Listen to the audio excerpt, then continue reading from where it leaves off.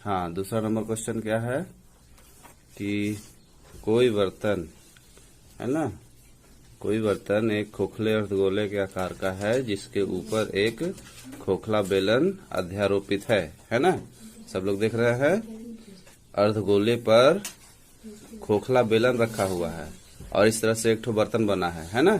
तो अर्धगोले का व्यास 14 है। अर्धगोले का व्यास क्या है? 14 है। तो वहां देखिए हम अर्धगोले का व्यास लिख दिए हैं 14 बोर्ड पे, और कुल ऊंचाई, बर्तन की कुल ऊंचाई एच कितना लिख दिए हैं? 13 सेंटीमीटर लिख दिए हैं। इस बर्तन का आंतरिक पृष्ठीय क्षेत्रफल ज्ञात कीजिए, यानी अंदर से जो इसका पृष्ठ दिखाई देगा वही हमको ज्ञात करना है।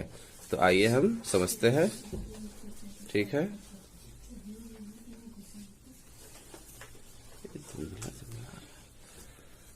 एक सेकंड,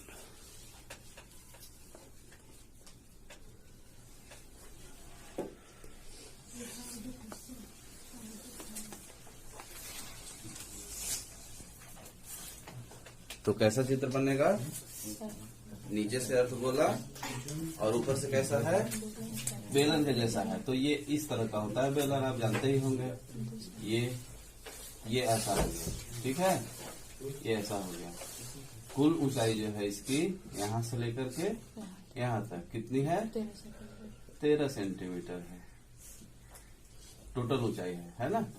अच्छा, ध्यान से देखिए, यहाँ व्यास कौन है? ये व्यास है, ठीक है। इसके बारे में बताया है कि ये क्या है आपका? 14 है, ठीक है। ये 14 है आपका। तो फट से हम आर निकाल लेंगे, है ना। आर का सूत्र जानते हैं, D/2 होता है। तो 14 बटे हम 2 कर दिए तो 7 आ गया। बर्तन का कुल ऊंचाई h है। तो इसमें ये ध्यान देना है हमको कि हमको ये जो है यहाँ से यहाँ तक की ऊंचाई हमको पता होनी चाहिए। जो किसकी ऊंचाई होगी? आपका बेलन का ऊंचाई होगा। तो उसके लिए इसको माइनस करना पड़ेगा। तो ये क्या है? ये तुम्हारा अर्धगोले का आर है। ये भी आर है और ये भी आर है। तो आर कितना आया है? 7 आया है। तो जाहिर सी बात है कि ये और ये भी आर है, ये भी आर है ना। जहां भी लाइन खींच देंगे वो आर होगा, है ना। तो ये दोनों क्या है? 14 है, सॉरी 7 है। आर जो है आपका 7 है। तो पूरा यहाँ से यहाँ तक 13 है ना। तो बेलन का एच निकालने के लिए 13 में से 7 को क्या करना पड़ेगा?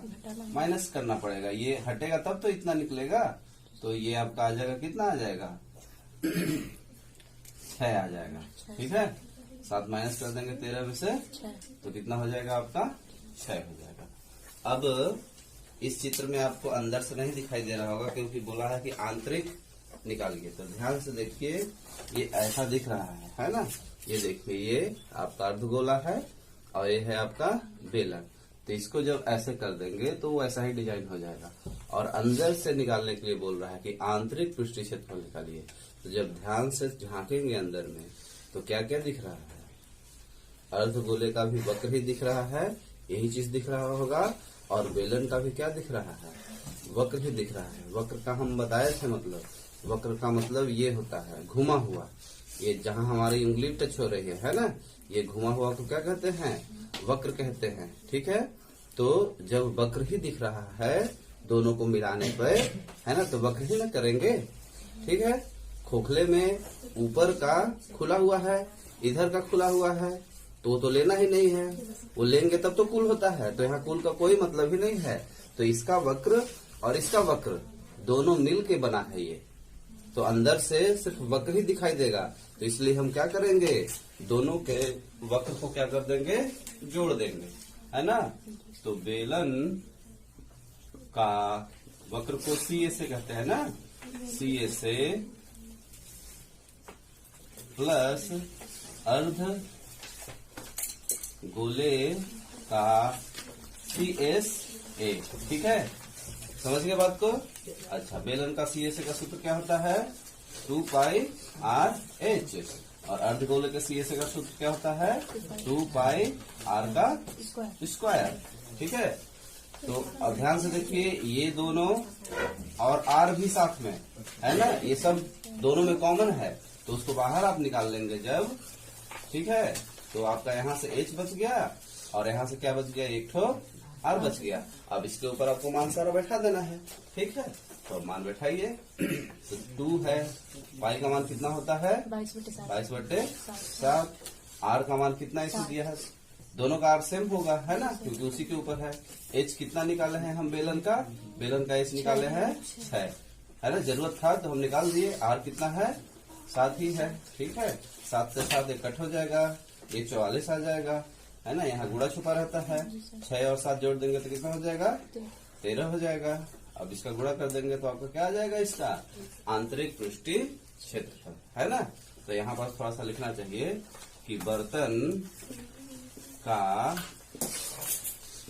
आंतरिक पृष्ठीय क्षेत्रफल, है ना, बर्तन का आंतरिक पृष्ठीय क्षेत्रफल, ये यार थोड़ा सा इसको ऐसे कर दीजिए, है ना, बर्तन का आंतरिक पृष्ठीय क्षेत्रफल बराबर बेलन का CSA प्लस अर्धगोले का CSA।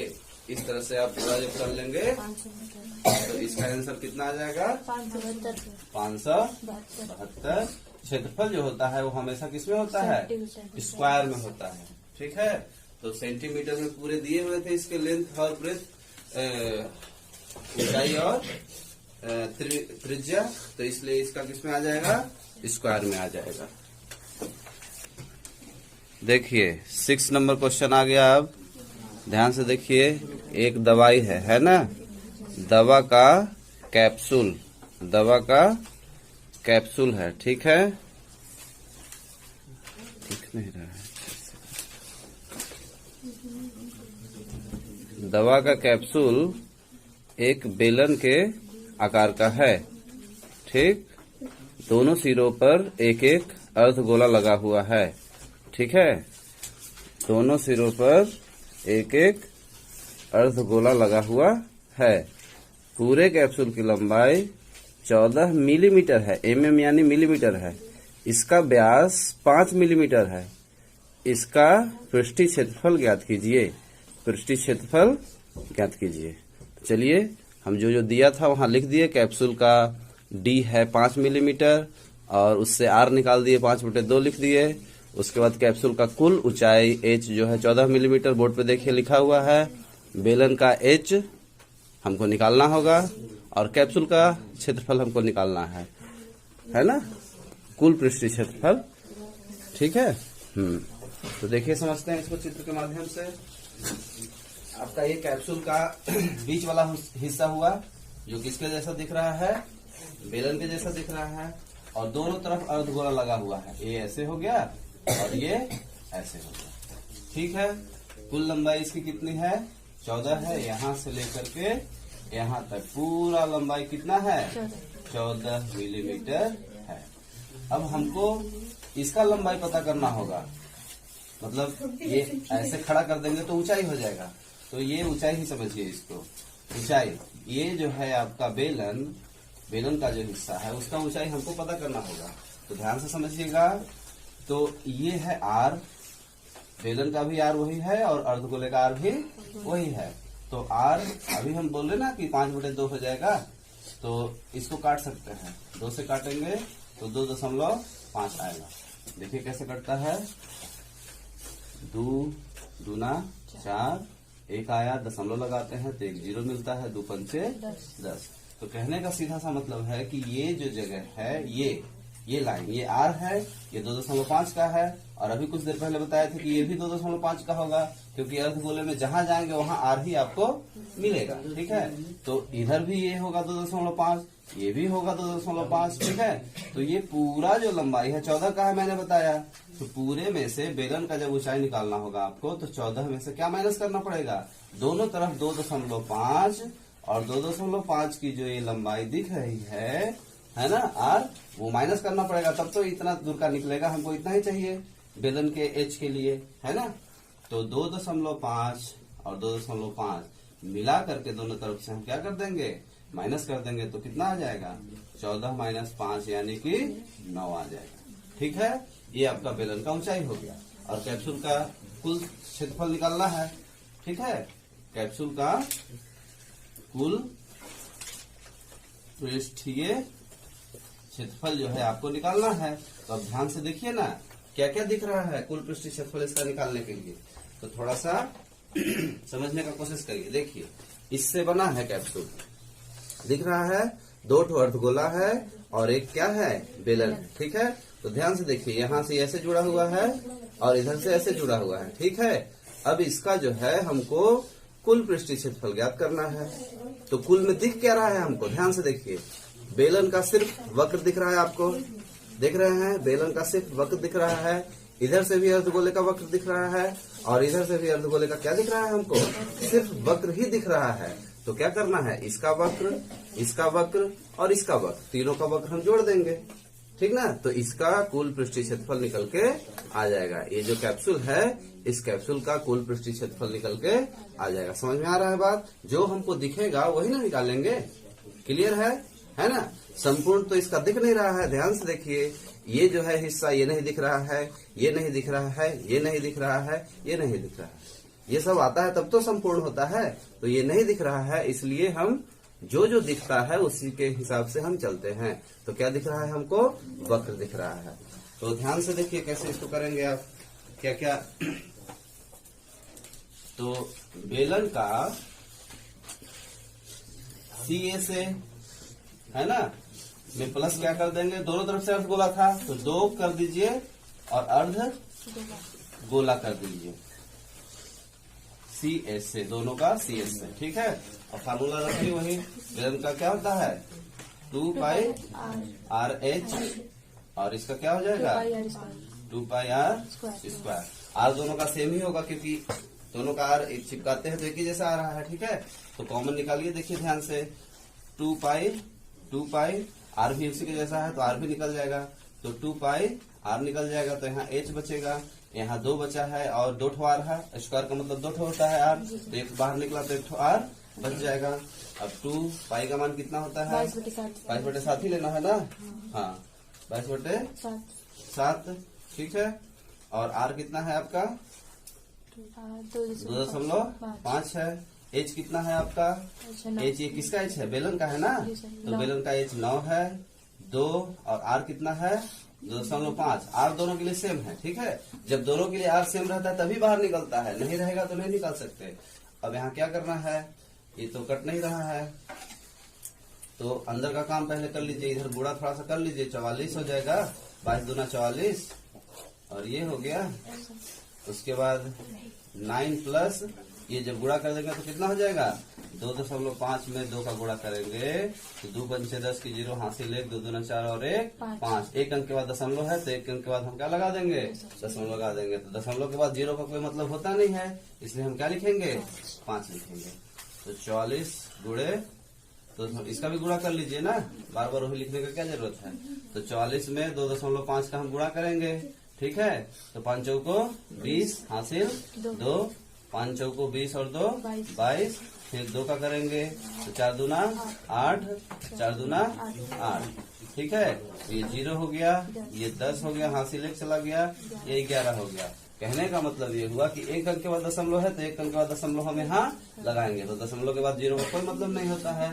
तो इस तरह से जो हो गया आपका 110/7 हो गया। ठीक है, यहाँ गुणा छुपा होता है, गुणा इसको जोड़ दीजिए, 9 5 14 हो जाएगा। अब ये 7 से ये कट जाएगा 2 बार में। अब इसका जब गुणा कर देंगे 110 में 2 का तो 220 हो जाएगा। क्योंकि आप क्षेत्रफल ज्ञात कर रहे हैं तो क्षेत्रफल किस में होता है, स्क्वायर में होता है। तो मिलीमीटर में दिया है इसलिए मिलीमीटर यहाँ क्या लिख देंगे, स्क्वायर लिख देंगे। इस प्रकार से ये आपका क्लियर हो गया। हाँ, ये देखिए 8 नंबर क्वेश्चन, ऊंचाई क्या है 2.4 है सेंटीमीटर और व्यास कितना है 1.4 सेंटीमीटर वाला एक ठोस बेलन है ना, उसमें से उसी ऊंचाई और उसी व्यास वाला एक शंक्वाकार खोल काट करके निकाल लिया जाता है। ठीक है, शेष बचे ठोस का निकटतम वर्ग सेंटीमीटर तक पृष्ठीय क्षेत्रफल निकालना है। ठीक है, समझ पा रहे हैं बात को। तो जो जो यहाँ दिया हुआ है उसको हम देखिए लिख लिए हैं। ठोस बेलन का H 2.4, D 1.4 और D से तुरंत हम R निकाल लेंगे और फिर शेष ठोस का जो है पृष्ठीय क्षेत्रफल उसको निकालने की हम क्या करेंगे, कोशिश करेंगे। तो देखिए चित्र कैसा है आपका, बेलन के जैसा है। अब ये ठोस है बिल्कुल, ये बिल्कुल क्या है, ठोस है। तो अब इसमें से अंदर से इसी ऊंचाई का और इसी व्यास का एक क्या निकाला गया है, शंकु काट करके निकाल दिए। इतना जो है अंदर से छेद किए और खोखला करके क्या निकाल दिए, शंकु के जैसा डिजाइन हम निकाल दिए। मतलब उस ठोस को उतना हम खाली कर दिए। ठीक है। अब जो शेष जो ठोस बचा है ना, उसका पृष्ठीय क्षेत्रफल क्या करना है, निकालना है। ठीक है। तो उसका पृष्ठीय क्षेत्रफल क्या दिखेगा आपको, ध्यान से समझिएगा। इस चित्र से आपको उतना अच्छे से नहीं समझ में आएगा, तो आप देखिए इससे समझिए। ये देखिए, ये आपका क्या है, बेलन। ठीक है। ये आपका क्या है, बेलन। साफ साफ दिख रहा है। अब ये मान लीजिए ठोस था, अब उसको हम यहाँ से छेद करके निकाल दिए, तो ये कैसा हो गया, खोखले बेलन के जैसा हो गया। देख रहे हैं, सॉरी, खोखले शंकु के जैसा हो गया। ठीक है। अब इसी बिल्कुल यही चीज कह रहा है क्वेश्चन। तो इसी ठोस का हमको संपूर्ण पृष्ठ निकालना है। तो संपूर्ण पृष्ठ में सबसे पहले आपको क्या दिख रहा है, इधर से शंकु का वक्र पृष्ठ दिख रहा है, क्योंकि संपूर्ण में ये ऊपर वाला आता है ना, तो ऊपर तो खाली है। ठीक है। तो शंकु का वक्र दिख रहा है। इधर से आपको शंकु का वक्र दिखा। अब इधर से क्या दिख रहा है, इधर से आपको बेलन का वक्र दिख रहा है। और इधर से क्या दिख रहा है, गोले का। ये जो है गोला कहाँ से आ गया इसमें, ये गोला है, ये गोला है। बताइए ये क्या है, ये क्या है। तो गोला कैसे बोल दिए, ये वृत्त है ना जी, तो वृत्त हो गया। समझ पा रहे बात को, यही आपको समझना है। गलत समझ लेंगे तो नहीं बन पाएगा सवाल। तो ध्यान से देखिए, आपको पहले ही बताया था कि बेलन में जो उसका आधार होता है वो किसके जैसा होता है, वृत्त के जैसा होता है। तो सिंपल सी बात है कि इसका आधार जो है वृत्त के जैसा है। तो क्या क्या आपको निकालना है, एक वृत्त हो गया, एक वक्र हो गया बेलन का, और एक अंदर से आप देखेंगे तो शंकु का वक्र दिखाई दे रहा है। तो ये तीनों को जोड़ देंगे, आपका कुल पृष्ठीय क्षेत्रफल निकल के आ जाएगा। समझ गए बात को। तो चलिए अब जोड़ते हैं इसको। तो ठोस के आधार का क्षेत्रफल ये ले लेंगे आप, फिर बेलन का CSA, ठीक है, और फिर क्या था एक और आपका शंकु है ना, तो शंकु का CSA, ठीक है, शंकु का CSA। समझ गए बात को। ठोस का आधार क्या है सर? ठोस का आधार अभी दिखाया तो आपको, ये देखिए ठोस का आधार ये हुआ ना, है ना, वृत्त के जैसा है। ठीक है। तो अब वृत्त का सूत्र वहां लगा लेंगे। ठीक है। एक चीज और यहाँ ध्यान देना होगा आपको, ये जो हम लिखे तो इसमें शंकु का CSA के लिए फॉर्मूला क्या होता है, πr/l होता है। l अपने पास नहीं है तो हमको पहले l निकालना होगा।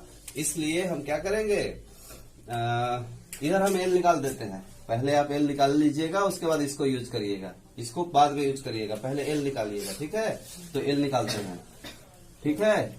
l निकालने के लिए फॉर्मूला क्या बताए हैं, l² h² प्लस r²। ठीक है। तो l² बराबर h कितना है आपका, 2.4 है, ये 2.4 का स्क्वायर हो गया। और r कितना है आपका 0.7 है, तो इसका स्क्वायर हो गया, है ना। अब 2.4 का स्क्वायर जब आप करेंगे तो 2.4 गुणे 2.4 हो जाएगा। तो चचो को 16 हासिल 1, 4 दूना 8 और 1 9, 4 दूना 8 और 2 दूना 4।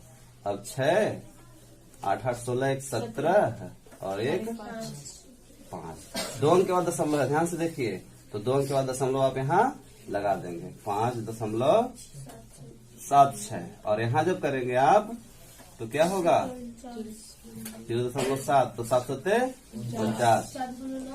2 अंक के बाद दशमलव है ना, तो 2 अंक के बाद दशमलव लगाएंगे तो इधर कुछ नहीं है, तो आपको क्या लेना होगा 0.49 आ जाएगा। ठीक है। अब ये जो प्लस कर देंगे आप, इसको प्लस करिए तो दशमलव के सामने रहता है, ये इकाई है, इकाई के सामने, और दशमलव के इधर को ऐसे सेट करते हैं। ठीक है। इसको जब आप प्लस करेंगे तो 5 आएगा। ठीक है। और 7 4 11 1 12 हासिल 1 6। तो एल स्क्वायर जब इधर आता है तो क्या हो जाता है? अंडर रूट हो जाता है। अब प्लस किए हैं उसको। हाँ, तो ये प्लस हो रहा है तो प्लस ही करेंगे ना आप। एल बराबर दशमलव इसका हटा दीजिए आप, है ना, तो 1 आ जाएगा, 2 अंक है तो 2 जीरो, ठीक है।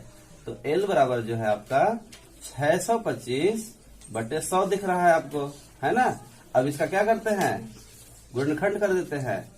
तो 25 गुणे 25 और इधर 10 गुणे 10, यानी कि 25 में 25 का गुणा करेंगे 625 आएगा, 10 में 10 का गुणा करेंगे 100 आ जाएगा। तो एल बराबर क्या आ जाएगा आपका?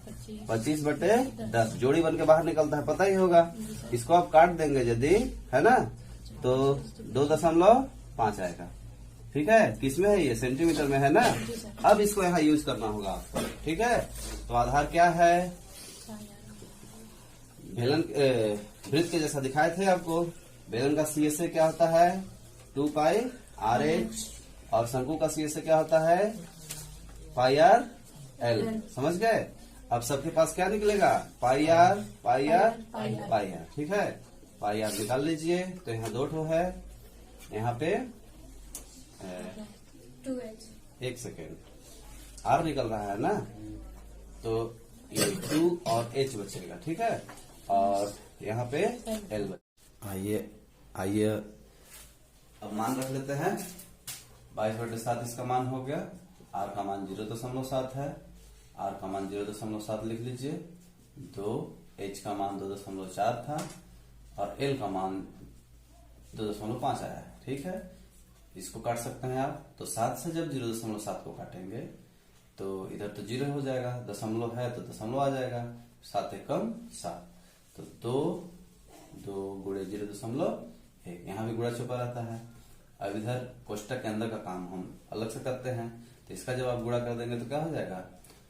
2 चौको 8, दशमलव 2 दूना 4, और इधर देखिए 2.5 है। अब इन तीनों को जोड़ के बाहर निकलेंगे, बाहर गुणा कर सकते हैं। तो 1 का जब इसके साथ गुणा करेंगे तो 22 ही आएगा। 1 अंक के बाद दशमलव है तो 1 अंक के बाद दशमलव हम लगा देंगे। अब तीनों को जोड़ते हैं। तो देखिए, जिनको नहीं समझ में आता है, बेस कमजोर है, तो अपना बेस सही करने के लिए ये सब भी सीख सकते हैं। तो दशमलव के जोड़ में ध्यान देना है कि दशमलव सब सामने होना चाहिए। तीनों का दशमलव सामने है, इधर का अंक इधर, इधर का अंक इधर। जोड़ेंगे आप तो 7 और 8 कितना हो जाएगा? 7 से 15, 5, 20 की 0 हासिल, 2, 2, 2, 4 और 4, 8 हो गया। ये दशमलव सामने आ जाता है।